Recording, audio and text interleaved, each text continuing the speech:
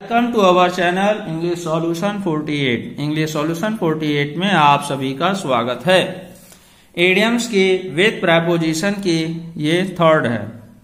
पहला एग्जाम्पल लिखा हुआ है in common parlance. In common parlance मतलब होता है आम आदमी की भाषा में।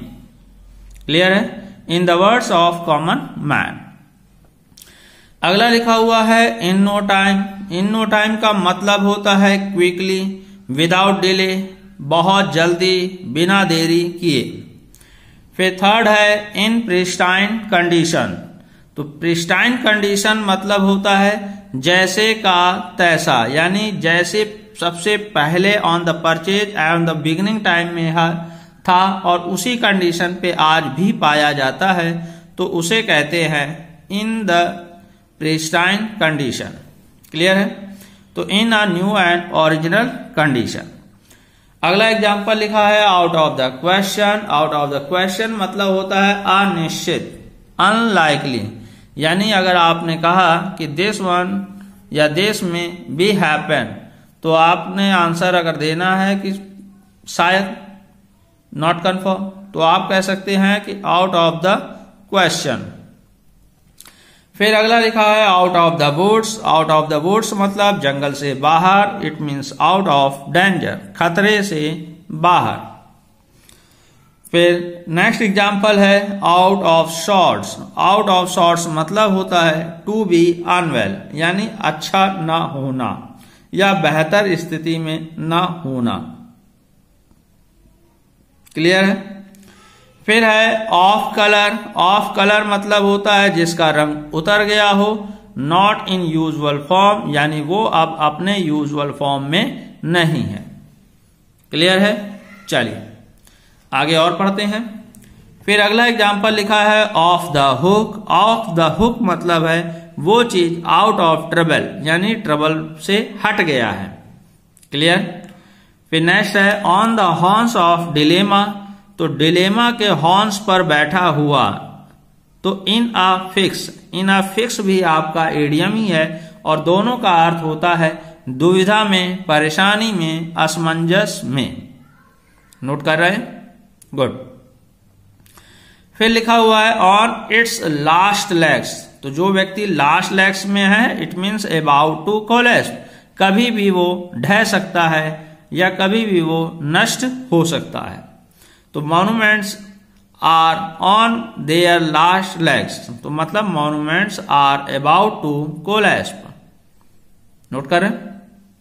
चलिए फिर नेक्स्ट लिखा हुआ है on the carpet. On the carpet मतलब टू बी अंडर कंसिडरेशन, यानी वो चीज विचार के योग्य है या विचार के अंतर्गत है। फिर है on the score of. On the score of मतलब ऑन द ग्राउंड्स ऑफ, यानी के आधार पर। और यही अगर बोला जाए for that score you are punished, यानी for that reason you are punished, उस कारण से, उसकी वजह से। क्लियर है? चलिए फिर लिखा है on no consequence. On no consequence मतलब कोई महत्व ना रखना, यानी अनइम्पॉर्टेंट, जिसका कोई अलग से महत्व नहीं है। On a mass scale. On a mass scale मतलब भारी पैमाने पर।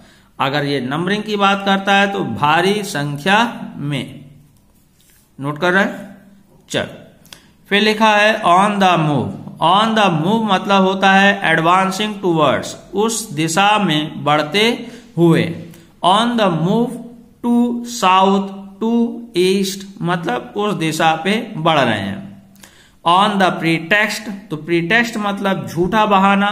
On the excuse of. तो on the excuse of, on the pretext of, जो भी आप ले, religion, politics, they are doing this and that, ऐसे एग्जाम्पल यूज कर सकते। ऑफ योर गुजरे जमाने का, या एंशियंट टाइम प्राचीन समय का। विद ओपन आर्म्स खुली बाहों से, यानी वार्म वेलकम, किसी चीज का खुले दिल से स्वागत करते हैं, यानी कॉर्डली या वार्मली वेलकम करते हैं। डन। फिर नेक्स्ट एग्जाम्पल में आते हैं हम लोग। तो लिखा हुआ है विद अ हाई हैंड, तो विद अ हाई हैंड मतलब ऑपरेसिवली। ये जो कल्प्रिट्स हैं या जो समाज में बैड पर्सन्स हैं, इनको क्या होना चाहिए कि they should treat with a high hand, तो दे शुड बी ट्रीटेड ऑपरेसिवली। ठीक है। विद इज बड़े आराम से, सरलता से, इजली आसानी से। Within an age of, तो within an age of मतलब होता है क्लोज टू समथिंग, किसी चीज के बहुत ही पास में होना, किसी चीज के बहुत ही पास में होना। फिर नेक्स्ट एग्जांपल लिखा है विदाउट फ्लिंचिंग, तो विदाउट फ्लिंचिंग का मतलब है विदाउट फियरिंग, बिना किसी डर के। फ्लिंच करना मतलब होता है हिचकिचाना, संकोच करना। अब यही केवल अनफ्लिंचिंगली करें तो उसका अर्थ भी यही निकलेगा विदाउट हेजिटेशन। विद एलाक्रिटी बड़ी ही सतर्कता के साथ, यानी बहुत ही चुस्ती के साथ, प्रॉम्प्टली तेजी से, तुरंत। और लास्ट एग्जांपल है सिंस टाइम इममेमोरियल, तो ध्यान रहे टाइम इममेमोरियल अनंत काल से होता है, लेकिन इसके साथ सिंस का प्रयोग करते हैं, ना कि फॉर का। ठीक है, फॉर का प्रयोग नहीं। तो सिंस टाइम इममेमोरियल अनंत काल से, यानी from the very ancient time, बहुत प्राचीन समय से। क्लियर है? These are the important words. Note कर लिया आप लोगों ने? एक बार आप रिवाइज कर लीजिएगा तो आपको और अच्छे से याद हो जाएगा। आज के लिए इतना ही। Thank you very much.